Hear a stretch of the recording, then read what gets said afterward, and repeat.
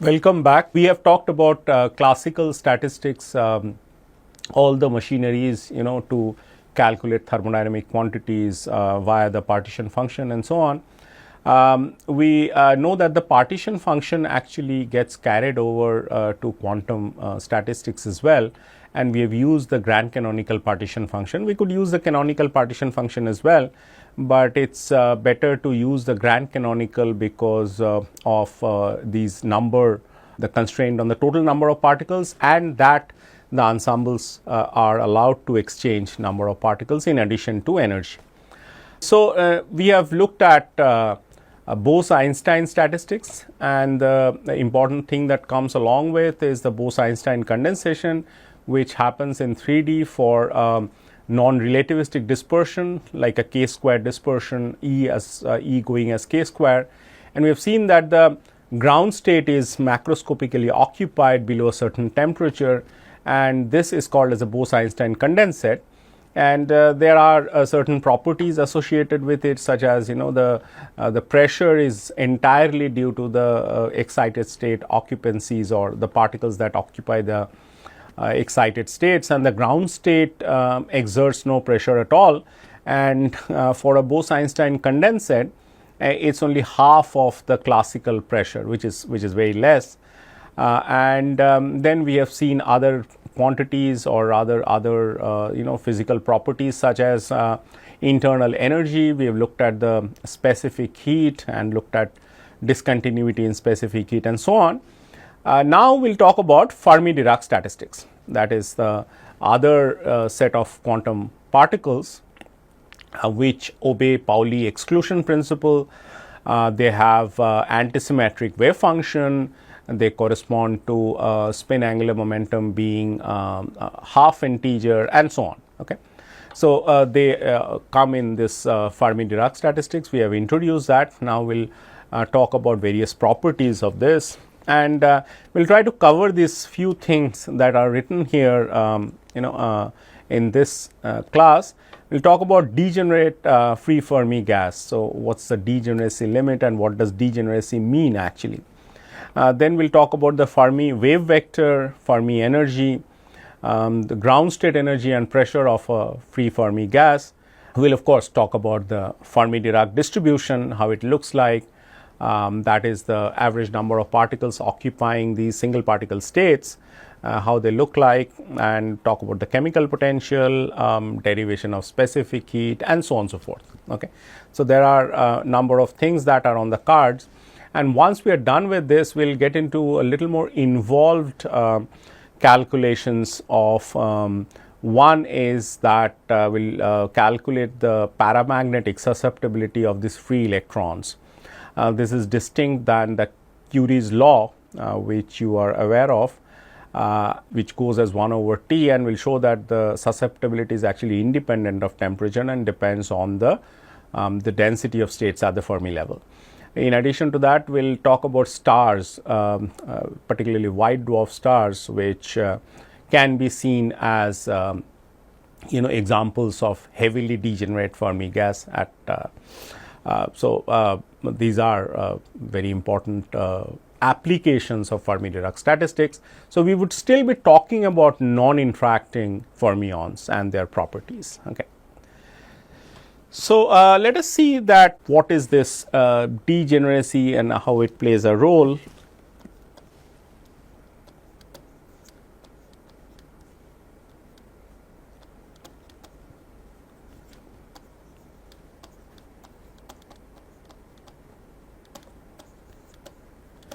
And so, this whole idea of studying this Fermi gas is that we should be able to apply it on metals. So, metals are there are a lot of free electrons which are not bound to the atoms, and they are ready to take part in the conduction phenomena when you apply voltage on the material.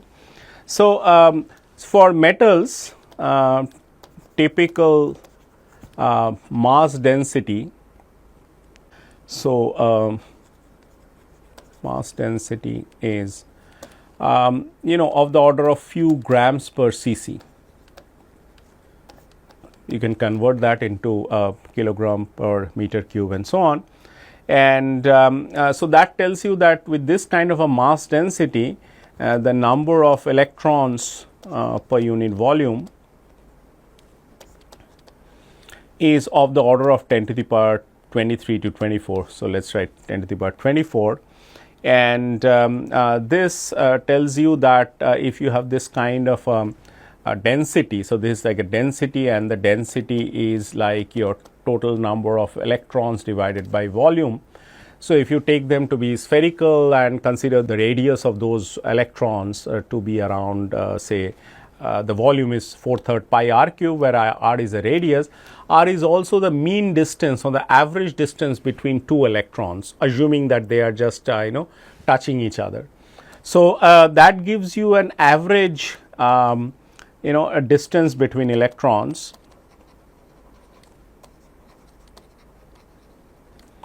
So, we are simply trying to calculate the order of magnitude, and this let us call it as R average, and this should be of the order of an like angstrom or 10 to the power minus 8 centimeter. So, this is a typical inter-electron distance in a metal. Now, when you need the classical limit to dominate, so the classical limit would dominate if this condition is made, that is R average should be much greater than lambda, and this lambda is nothing but the thermal de Broglie wavelength, which we have written several times earlier, and it looks like this at a given temperature T, which is T is in the denominator in the square inside the square root. So, this tells you that this is equivalent to T to be much greater than H divided by 2 pi and m k and R average square. And if you put R average etc. So, if you put mass to be mass of an electron and R average to be around this 10 to the power minus 8 centimeter with a value of k and this Boltzmann constant and H, then what you get is that you get a R average to be at so R average is of course 10 to the power minus 8. So, you get this T to be even much greater than 10 to the power 5 Kelvin, okay, or at least we write the T to be 10 to the power 5 Kelvin. So, even at room temperature, okay, which is known to be our classical limit from the discussion that we had so far, it looks like that the room temperature is far lower than this temperature. So, what you would have imagined as a classical limit can be the room temperature, that is it should still be able to be taken as T equal to 0. So, this is like saying that the ground state is enormously degenerate.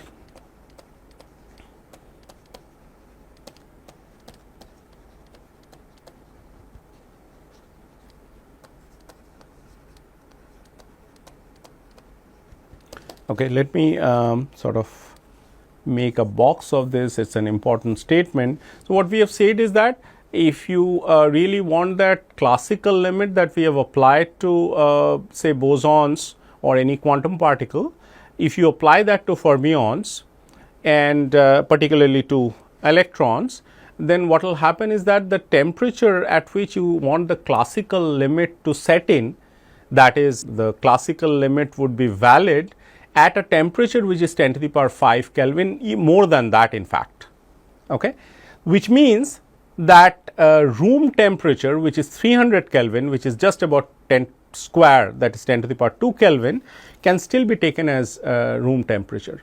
So, all temperatures all the way up to say room temperature can be considered as 0 temperature, because the scale that you consider with, or the scale that you want your quantum gas to go into the classical regime, is extremely high. And we will show that in fact the TF called as the Fermi temperature is precisely of this order for all metals, okay, all known metals like aluminum, copper, and various other things that you are iron, nickel, etc. This Fermi temperature is very large, it's 60, 70, 80,000 Kelvin. For example, for copper it's around maybe around 70 to 80,000 Kelvin by putting in all these values that we have just done. Okay. So, I think the argument is clear that almost all temperatures that are under consideration in which experiments take place can be taken as zero temperature, which means very low temperature. And in very low temperature, the quantum effects become very important, and we should consider these electronic systems as quantum systems even at room temperature, or even a little more than that. Okay. We talk about room temperatures to be 300 Kelvin, even if you talk about 350, 400 Kelvin, it really does not matter. Even 1000 Kelvin is like 3 orders of magnitude, 2 to 3 orders of magnitude lower than the temperature scale that we have found out where the classical limit would be valid. Okay.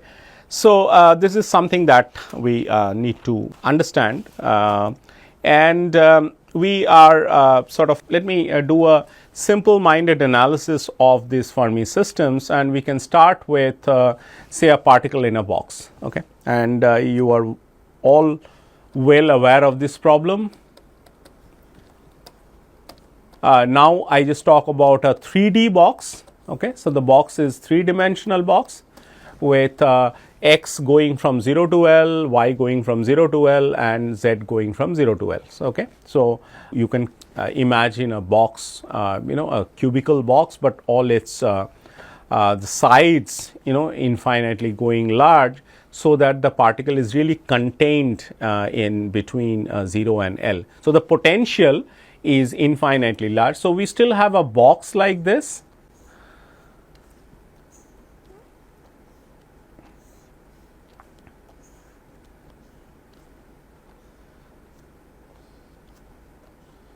Okay. Call it x, call it y, and call it z, and the particle is contained in this, and it cannot escape because the walls in all directions have infinite potential. So, this problem is well known. I mean, you have these epsilon k equal to h cross square k square over 2m, and when you solve this, so k square is equal to kx square plus ky square plus kz square, and you have kx going as, so this kx etc. are quantized as 2 pi over L nx, and similarly for ky with ny and kz for nz. Okay. So, the quantization of this problem can be expressed in terms of these quantum numbers, which can take values all integer values starting from 1. There can't be 0, because 0 would mean that there is no particle in the box at all in any of these nx, ny or nz, and we start from say 1 1 1. So, 1 1 1 would be the ground state, and then 2 1 1 or 1 2 1 or 1 1 2 is the first excited state, and so on. And you see that apart from the ground state, now there is a degeneracy, and this degeneracy is what we are talking about, that is the corresponding to different quantum numbers, which correspond to different quantum states or wave functions, they have the same energy. For example, say these nx square plus ny square plus nz square, it corresponds to 6 is equal to 6, then we can have 2 1 1 1 2 1 1 1 2. So, this is these three are degenerate, and this degeneracy because they correspond to different wave functions.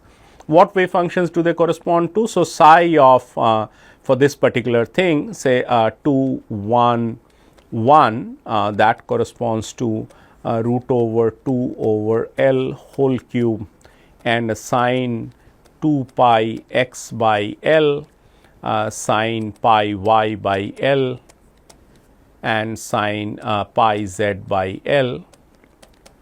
And similarly, the psi 1 2 1 would correspond to root over 2 by L whole cube sine of pi x by L, sine of 2 pi y by L, and sine of pi z by L.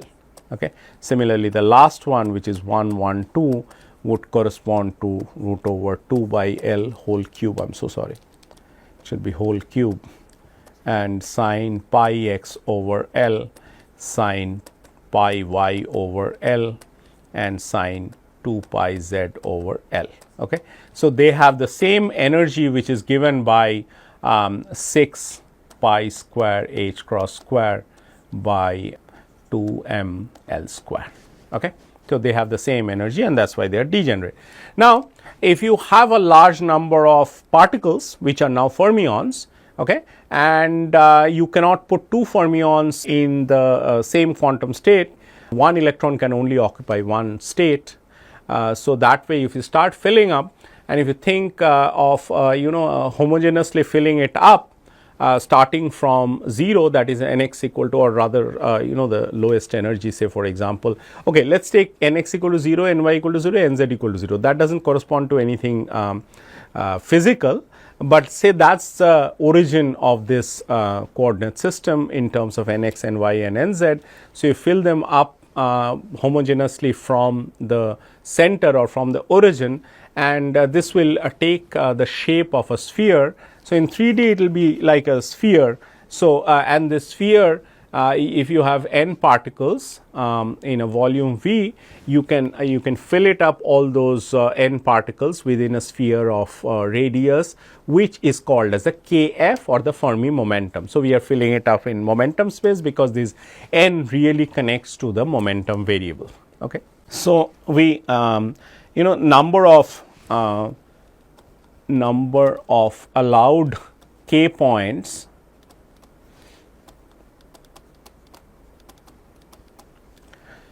within a radius kf, and this radius has a special name called as the Fermi wave vector, and will be used heavily in all all discussions of the Fermi system. So, this is called as a Fermi wave vector. And how many allowed values are there? So, we have a V over 2 pi whole cube and a 4 by 3 pi kf cube. Okay. So, V over 2 pi, if you remember that if you walk a distance 2 pi over L, you get 1 k point. So, if you walk unit distance, you get L over 2 pi k points, and in 3D it is V by 2 pi whole cube. If you want, you get 1 k point, and you multiply that by the total volume of the sphere, and this gives you kf cube equal to divided by 6 pi square into V. So, if you equate this n equal to kf cube divided by 6 pi square into V, that will give you the density, and I will just by hand multiply a factor of 2, which stands for spin degeneracy, which means that there are spin up particles and spin down particles. Okay. We talk about spin half particles. So, the spin angular momentum is half. So, this is the spin degeneracy, which is nothing but equal to 2s plus 1. Okay. So, if you do a simple calculation of this, that is, in order to find kf, you find kf to be equal to 3 pi square n whole to the power 1/3. Okay. So, that tells you that if you want more particles to be accommodated, is just that the Fermi momentum, or the sphere, the radius of the Fermi sphere, that just increases as n to the power 1/3. Okay. And we can also define, so this is that Fermi wave vector expression. Now, we define the Fermi energy. We will show in the distribution what Fermi energy is. So, Fermi energy is nothing but h cross square kf square over 2m, where m is the mass of these electrons. So, this is equal to h square over 2m, and we have a 3 pi square n whole to the power 2/3. Okay. So, that is the Fermi energy. So, the Fermi energy grows as n to the power 2/3, which means that the if you have more electronic densities or more number of electrons, then you have larger Fermi energy and so on. So, if you put this typical values of this n, which is, as I said, it is about 10 to the power 24, put the mass of the electrons, the Fermi energy comes out as 5 to 6 electron volts. We will see that. Okay. And that is a very large energy. In solid state physics, 1 or 2 volts of energy, electron volts of energy is very, very large, and that is because 1 electron volt is equal to approximately equal to 11,600 Kelvin. You can understand how large the temperature is, because this is not even, the core of the sun probably would have a temperature something similar to that. Okay. It is only the periphery of the sun is about 6,000 Kelvin. Okay. And what is room temperature? So, room temperature is nearly 0.025 electron volt, which is 300 Kelvin. So, what I do is simply take the electron volt and connect it to kT. K is the Boltzmann constant, and find T, and this is just the hand waving, or rather this is almost learn it by heart, that these are some of the numbers that we are interested in. So, while high energy physics talks about very high energy such as GeV and TeV and all that, we are very content with these scale of energies, like 1 electron volt is a very large energy, and typical semiconductors have an energy gap which is of the order of 1 electron volt, or a little less than that or a little more than that in some other semiconductors. So, you can never make a material conducting, such as a semiconductor conducting, by applying temperature, because you will melt everything in the universe by if you apply this kind of temperature. So, 1 electron volt of energy difference is very large energy difference. Okay. So, so this is the the Fermi energy and so on. So, these we can find out the ground state energy, for example, for a degenerate Fermi gas.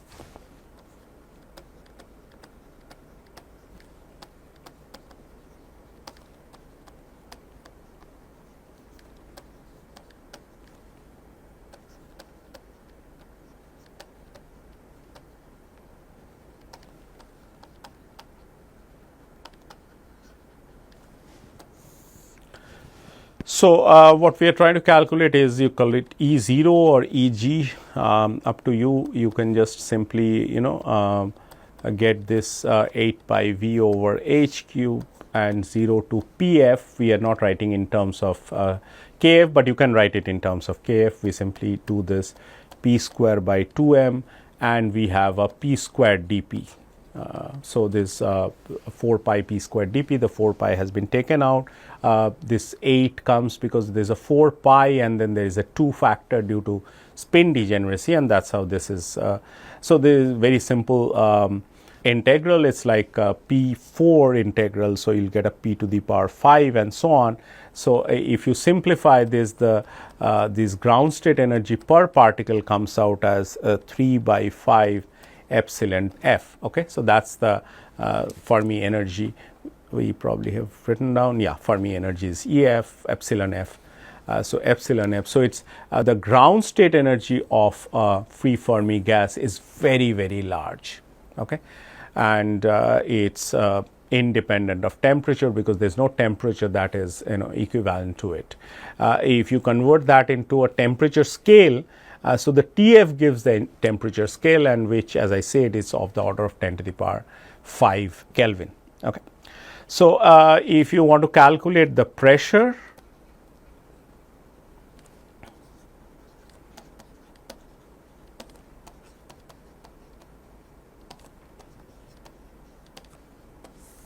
so pressure due to the Fermi gas is call it a P0. So, the at T equal to 0, or we call it the very low temperature, because I said any temperature is like 0 temperature, any accessible experimental temperature is like 0 temperature. So, we write T equal to 0 nevertheless. So, this if you calculate it and use this formula that we have derived a number of times, at least for the non-relativistic case we have derived it earlier, which was 2/3 U by V, where U is nothing but the internal energy is nothing but the ground state energy here, and this is equal to 2 by 3 into E0 by V, which is 3 by 5, and EF, and then this goes, and it is something like that. So, it is 2 by 5 epsilon F and things like that. Okay.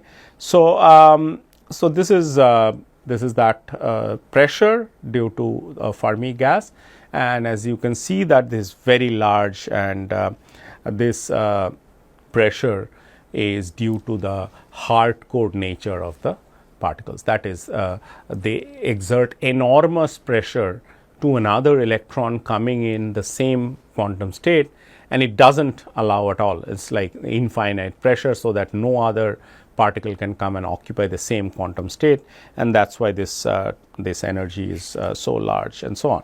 Okay. So, this epsilon F really goes as n to the power 2/3 and so on, and similarly we can find out that how this pressure, ground state pressure with density goes as. Okay. This is very simple. Now, let us talk about the Fermi-Dirac distribution, and in short we write as a FD distribution. And this distribution is very distinct from the Bose distribution, and it is at t equal to 0. So, this is at t equal to 0. This is that f of epsilon, and then you have epsilon and so on. So, it is just a step function. So, for all epsilon lesser than epsilon f, all the states are occupied. Okay. So, this is all occupied states.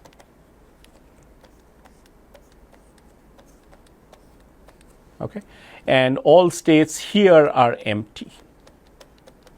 So, this is at t equal to 0, and what happens at t slightly different than 0 is that so this f of epsilon to be and now what happens is that this one slightly broadens and goes like this. Okay.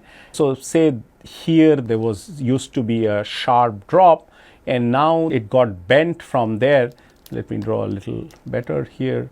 So, it gets bent there, and a little bit of spectral weight gets transferred to larger energies, and now we call this all the states below mu are occupied. So, we have two things, which is mu called as a chemical potential, which we have defined before many times and in various contexts, this chemical potential, and we have talked about Fermi energy, which is in the recent past. So, Fermi energy. How are they related? Mu is equal to epsilon f at t equal to 0. Okay. And at t not equal to 0, that is the temperature not equal to 0, Fermi energy is not well defined.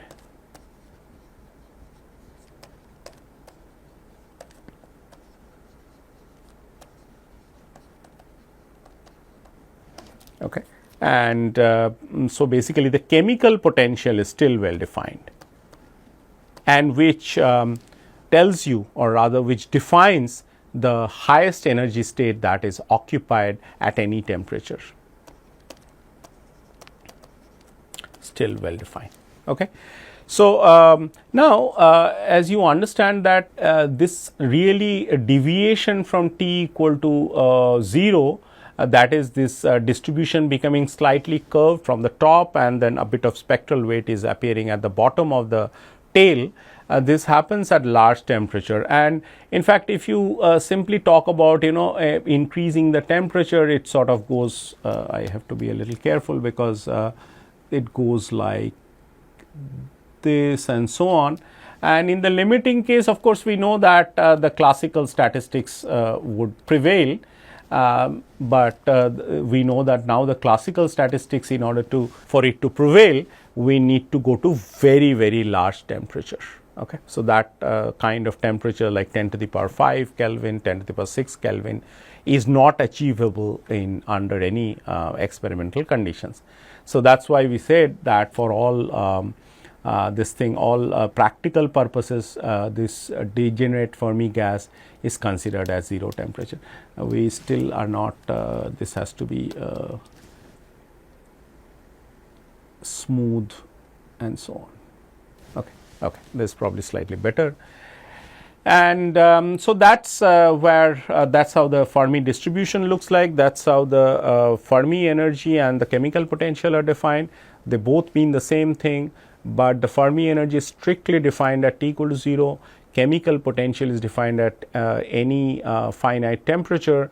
They mean the same thing. They denote the maximum, the energy up to which the electrons occupy and above which they are empty, or you can say that it is the energy required to add one particle to the system, because you see that's the maximum energy levels which is occupied. All the energy levels that are here and here, they all have one electron each. Okay, and if you are thinking of spin, then they have 2 electrons each, with one with upspin and one with downspin, and all these are completely filled. And for you to add one electron to the system, it cannot go anywhere, but it has to go to the higher energies, because by creating more quantum states.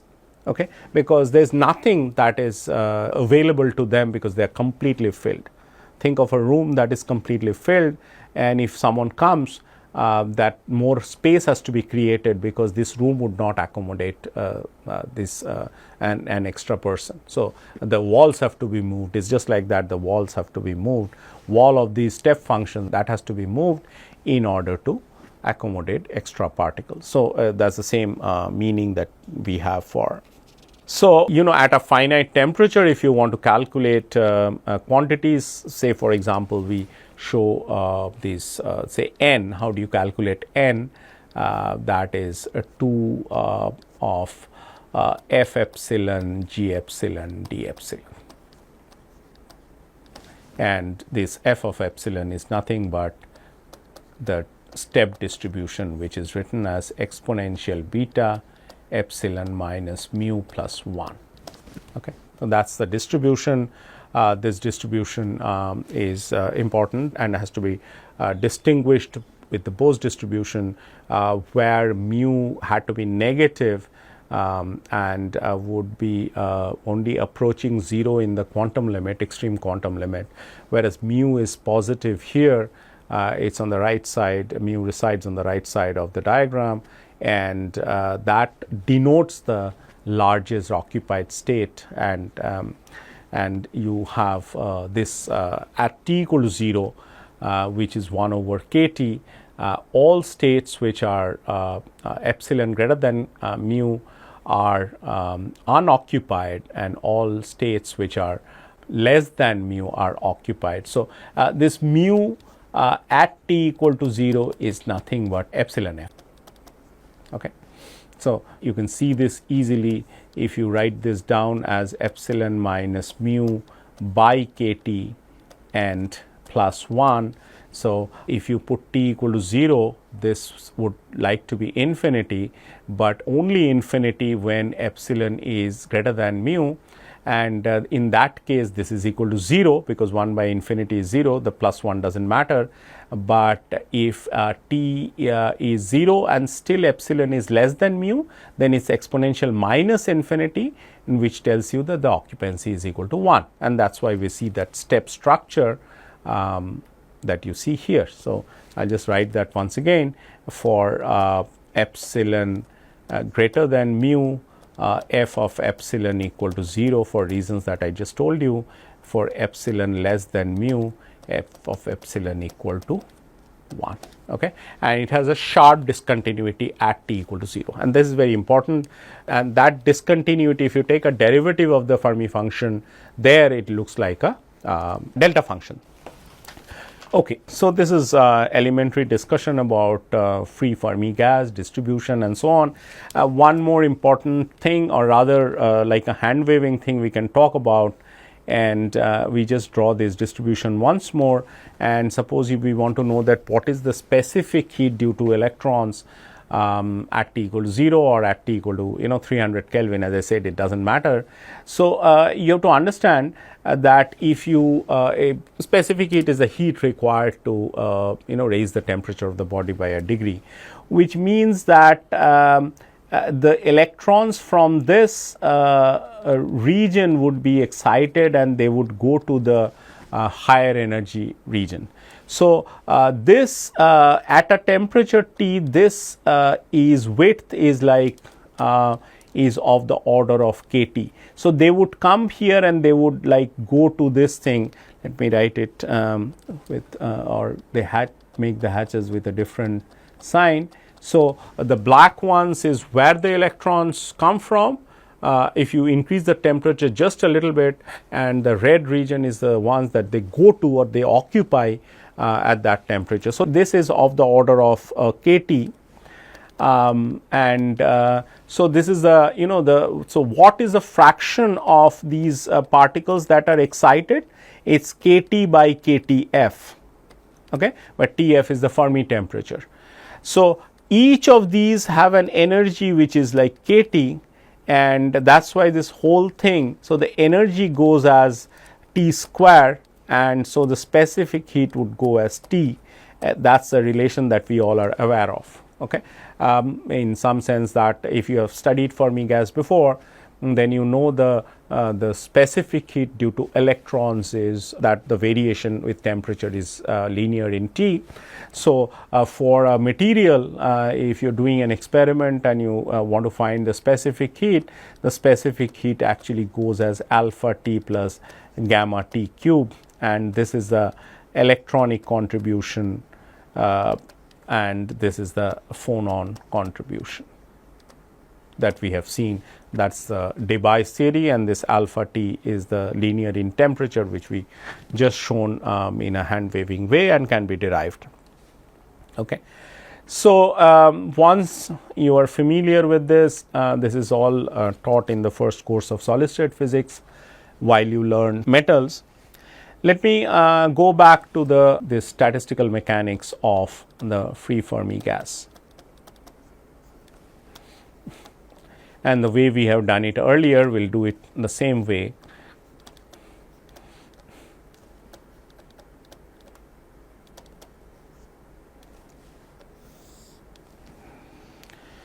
So log of Zg, these are starting point as you have seen earlier for the Bose case.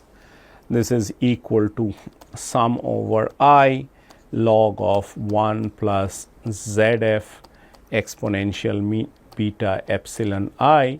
Epsilon I are the the single particle states. Zf is still the fugacity, which is exponential beta mu, and we can write this equation as equation 1. So we can write down the number equation as this, and there is a sum over I, and this is like a sum over I and the distribution. We are not really writing the spin degeneracy here, but you can write a factor of 2 if you wish. So this is say equation 2. So we convert this summations into integrals, and we can write down P over KT equal to this is you can write a G over lambda cube. I'll tell you what G is. Usually it is written with a G, and G is that the degeneracy, and in particular you may want to talk about the spin degeneracy. So it's G over lambda cube F 5 by 2. You can remove G also if you wish, if you are not talking about spinless, if you are talking about spinless particles. So N over V is again G over lambda cube F of 3 by 2 ZF. We are writing Fermi functions, Fermi integrals with F, and Bose integrals were written with a G. Okay, and f of n ZF, that's a Fermi Dirac integral, is called as a Fermi Dirac integral.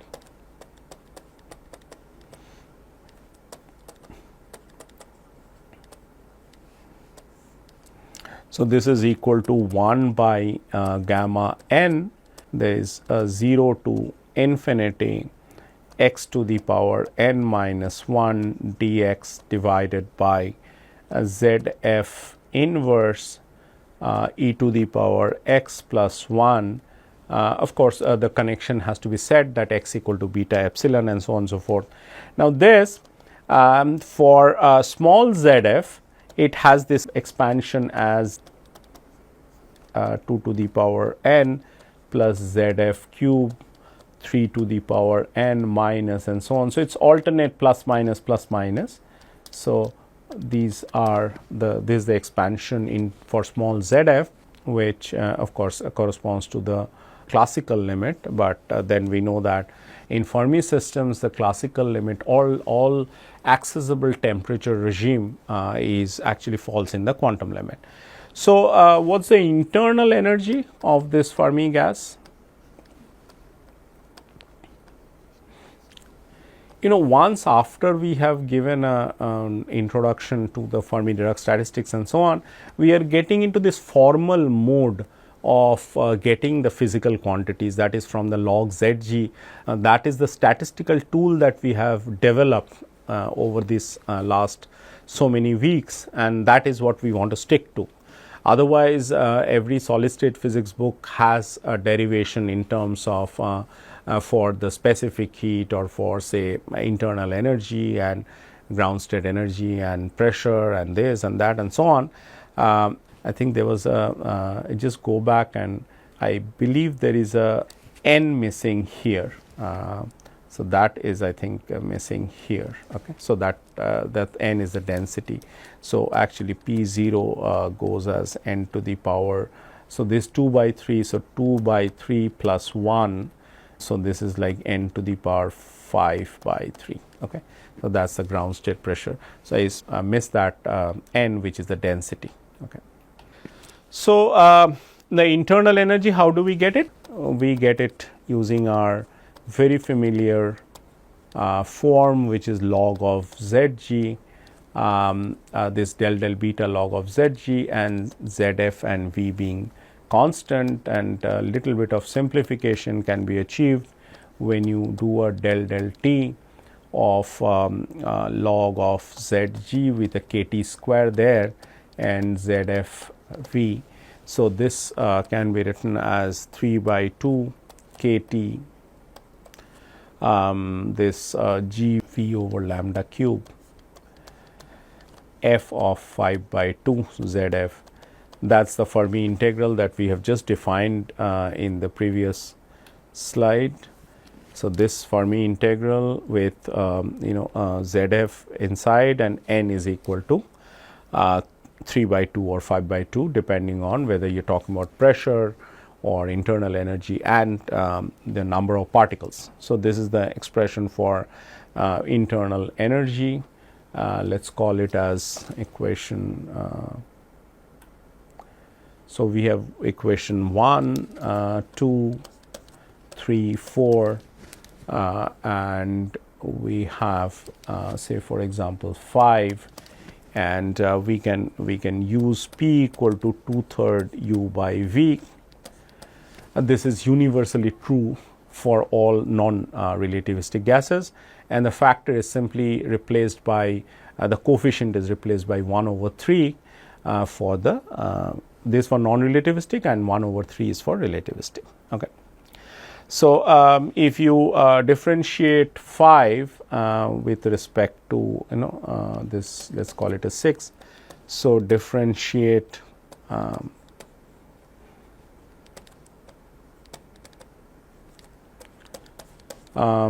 with respect to t and use this formula. Again, this formula has been or something very similar has been used for the Bose gas as well. It is del z del t at a constant V. So, this is equal to minus 3 over 2 t f of 3 by 2 ZF divided by f of half ZF. Okay.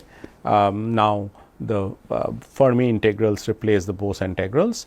If you use this and take a derivative of u with respect to t, then what you get is the following. So, you get a CV equal to n k and f of 5 by 2 ZF divided by f of 3 by 2 ZF and minus 9 by 4 f of 3 by 2 ZF f of half ZF.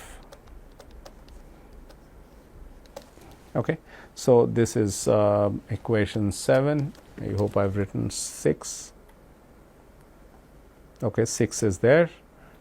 This is 7.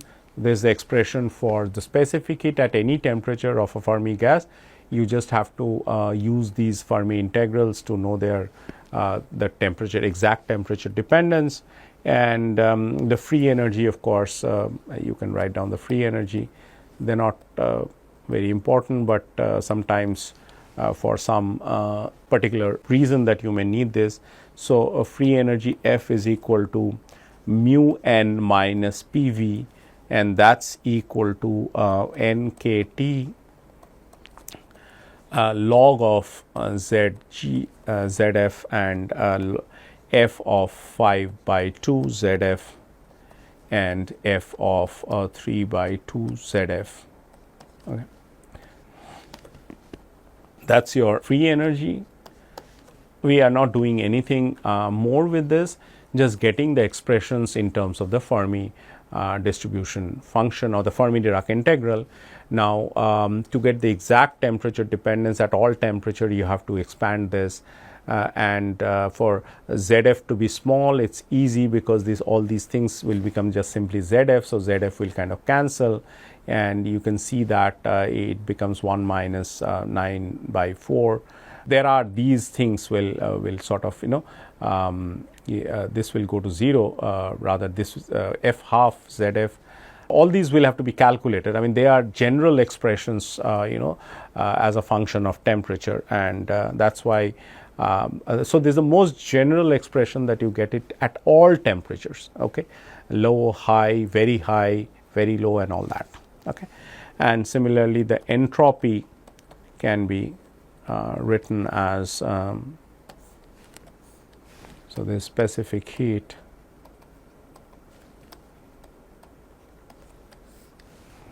and entropy is written as S equal to U minus F divided by T. You got U and you got F both, and then divided by T, which is simply nothing but Nk, and then we have a 5 by 2 F of 5 by 2 ZF, F of 3 by 2 ZF, and so on, okay, minus log of ZF. Let us call this as 9. And so, these are some of the expressions that you have. Now, they are of course sort of the Fermi gas, or rather we are interested in most of the cases as low temperature properties of these things. And in order to get the low temperature properties, we need these forms of these Fermi Dirac integrals. And the expression of the Fermi Dirac integrals as in the finite but low temperature. At T equal to 0, it is easy, but at finite and low temperature, one has to do a Sommerfeld expansion of these Fermi function.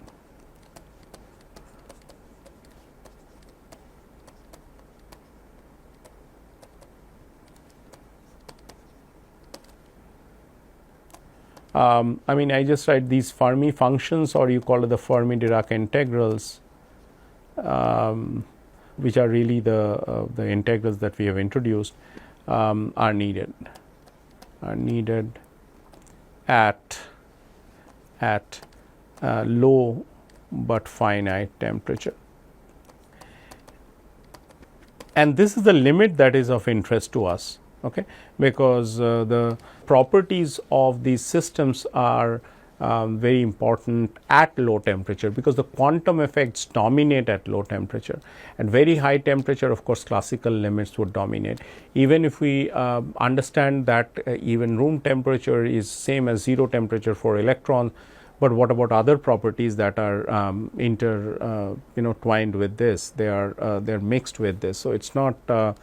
So we do these experiments. Any experiments in solid state physics is done at a reasonably low temperature to see the quantum behavior to be to be perceived. So these things can be written as this f of 5 by 2 ZF.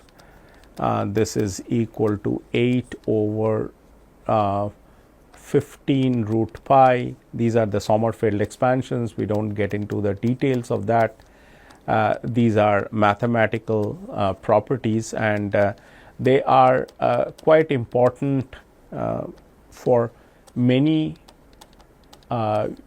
usage, and we will sort of see, but we will keep only the leading term, one term after the leading term. That is important, because this one will give you exactly the behavior at t equal to 0. Anything more than that, you want you have to go to one, at least one order, and f 3 by 2 ZF is equal to 4 by 3 root pi, and log of ZF 3 by 2. These are only given information, they are not derived. If you really want to get into this, you can look at this Sommerfeld expansion of the Fermi-Dirac integrals, but they are only used, the results are only useful to us, and that is why I simply write these expressions, and you would only need them for getting results at small but finite temperatures.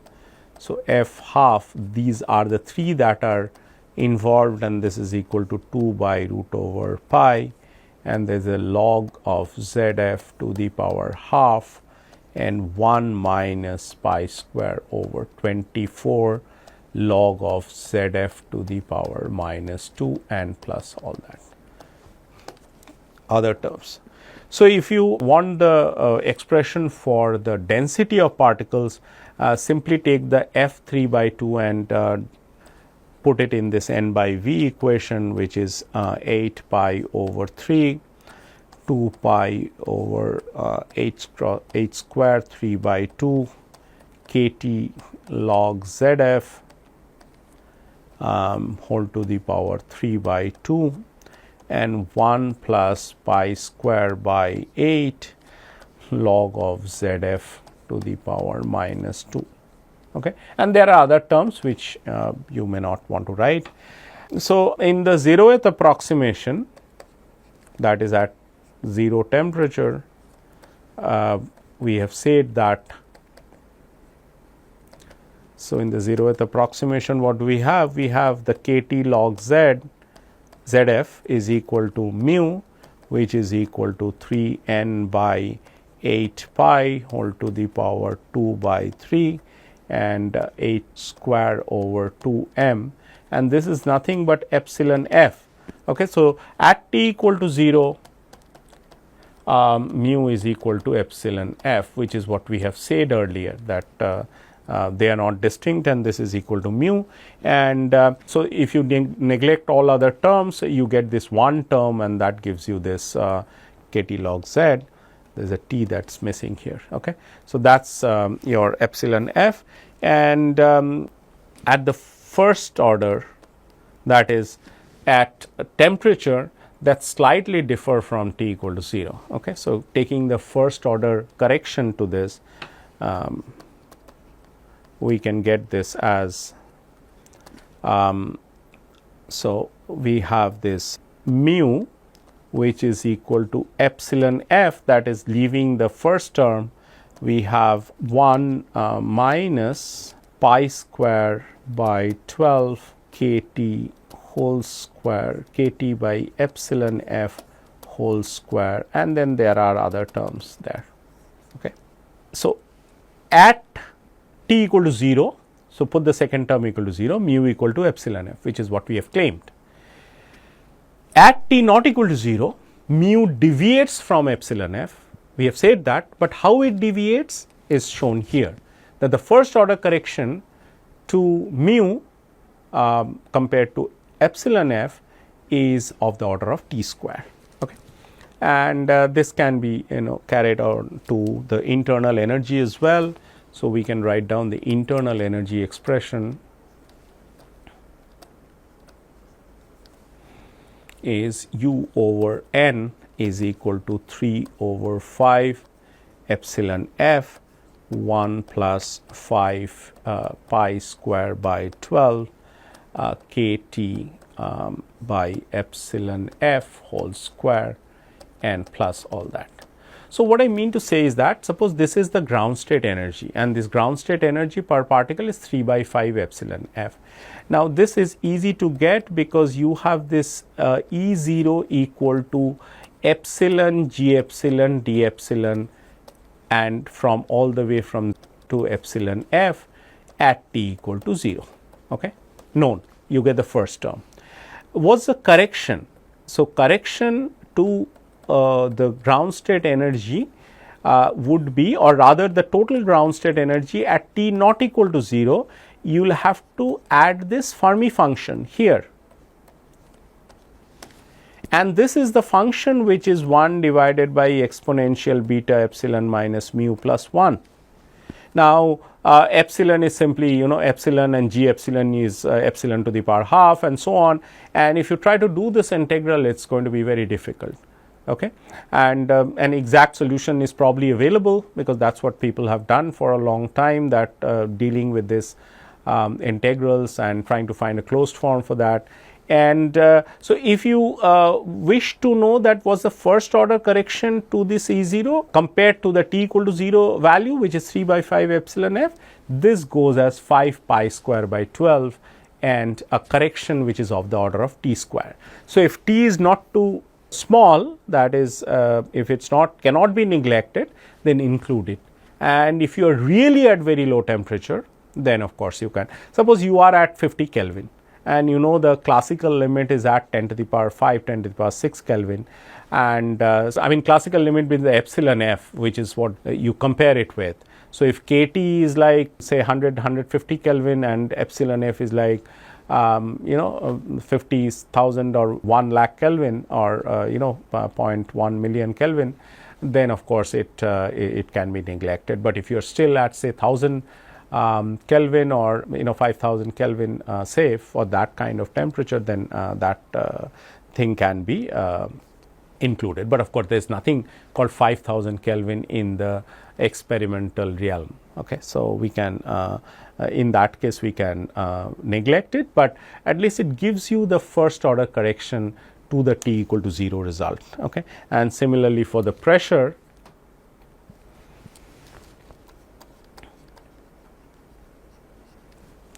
so this P is equal to 2/3 U by V, and this is equal to 2/5 n epsilon f, a result that we have already seen, and it is 1 by 5 pi square by 12 and kT square by epsilon f whole square, and you have other terms which can safely be neglected. Okay.